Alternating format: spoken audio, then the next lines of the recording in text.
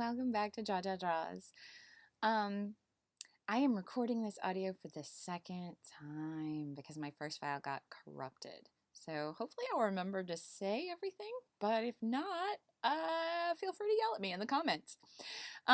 So we're headed into Mermay, and I had, okay, maybe it's not a brilliant idea, but I thought it was charming.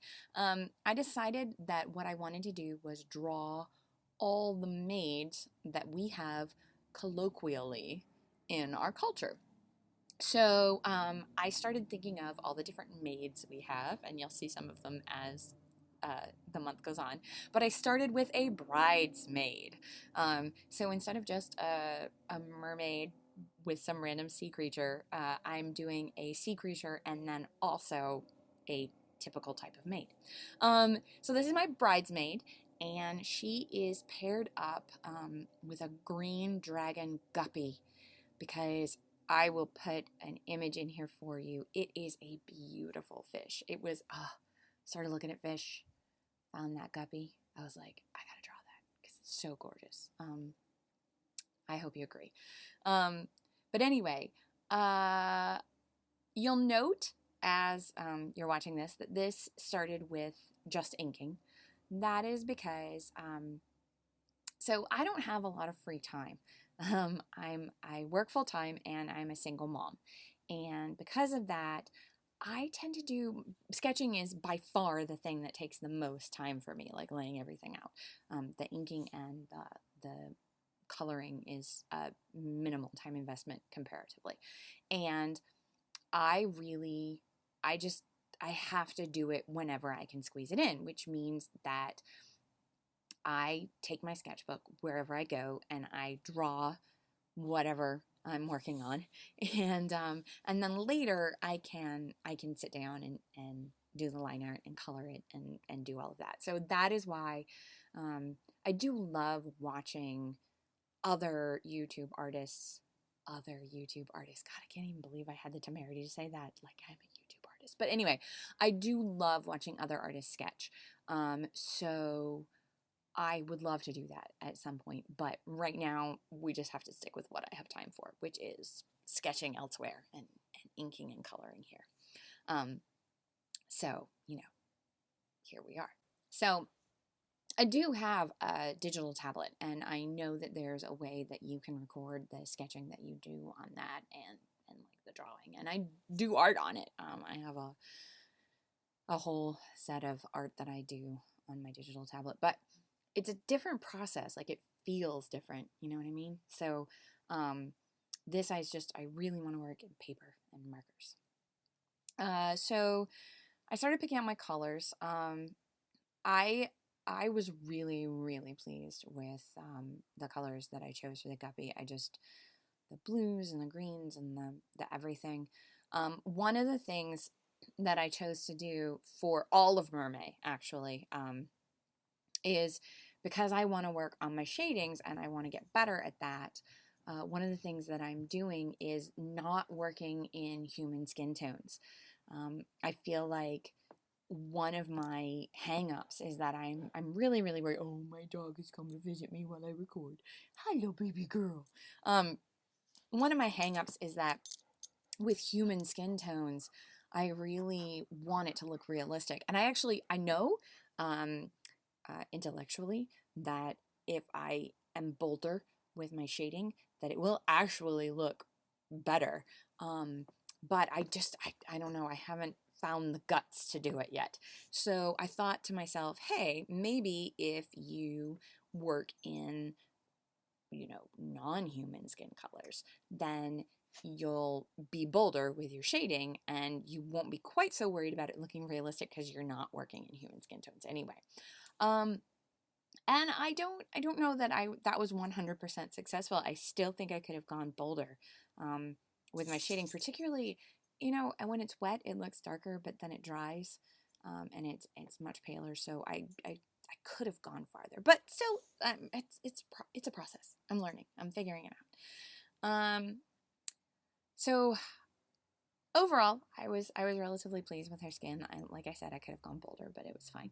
I love this color that I'm laying down right now as the base color on her hair. And if I have one regret in like the skin and the hair and the tail, it's that I didn't choose a lighter tone as the base color, because then I would have had a lot more of this color showing in the end. Because when I go in with the shading, I cover up so much of that beautiful teal, which was just so sad for me because it was such a pretty color. I like how the hair turned out. I think I did a better job with being bold in my shading with the hair, but it's still, I love that teal so much, and I wish there had been more of it in the end. Ah, that right there. Oh, so I went in for her eyes, and I thought maybe it would be cool to try and do a really fine line with my dark. Ooh. And so I tried it, and it was such a mess. Oh, it looks so messy. I'm staring at it right now, and I guess it doesn't look that heinous on camera, but it frustrated me so much. But I go back and attempt to fix it later. But that was, you have those moments when you're so frustrated with yourself. So the tail I'm going to talk a little bit about, because I actually was super pleased with how the tail turned out. I think with the tail I did a much better job being bold in my color choices, and really working with it. I really wanted, when fish are flashing through the water and the sunlight glints off them, they get very strong highlights on their scales. And so I really, really wanted that for her tail, and her fins and her fluke. And so I went for it, and I was really, really pleased with how that turned out. I went with that really dark blue for the shadows, and then the overall green that really matches the green dragon guppy's color, and then I went with that pale yellow for the highlight. And I felt like in the end I was really happy with how that turned out. I mean, I'm watching it, talking about how happy I am, and then I'm like, oh, but there's a mistake here and a mistake here. But I guess that is the way it goes when you're looking at your own artwork, right? Like, you always see the flaws. But yeah, overall, I also, the green dragon guppy, I've been there before. I'm gonna pop up another picture again right here because I have to. It's just such a pretty fish. And we're about to move on to the fluke, and I love the fluke of the guppy.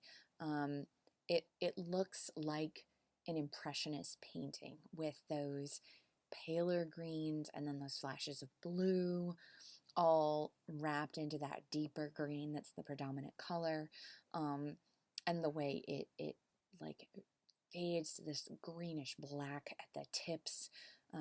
It just, it's so beautiful. And I don't hate how I did it, which, sometimes that not hating how you did it is a real triumph. I think I could have been cleaner with it. I think I could have been, I feel like I was a little haphazard, and I could have been more precise about how I chose to color it. I could have treated it like I would have a painting, and been very precise with the placement of all of the streaks. But given how sort of nonchalant I was during coloring this, I'm just really, really pleased with the way that the fluke turned out. I think it's beautiful, and I think it goes with the tail overall, and I just really like it. I really like the way her everything turned out. Not her everything, her hair and her skin and her fins and stuff. Which is why what's happening right now disappointed me so much. So let me explain. First of all, I do have color swatches for everything that I do. The front 2 pages of my sketchbook are color swatches for all of my markers. But I thought, because her bouquet is intended to look a little bit like a coral reef. It's got like a sponge and like some anemone and that starfish in there. And I thought, wouldn't it be cool if I did it in coral colors, and also that would contrast nicely with the blues and greens. And it does contrast, but it contrasts so strongly that when I put that starfish color that should be a coral on there. It just was bright orange and it killed me. Oh, it killed me so much. It was, I hated it even worse than the eyes. Like, oh, it was killing me so bad.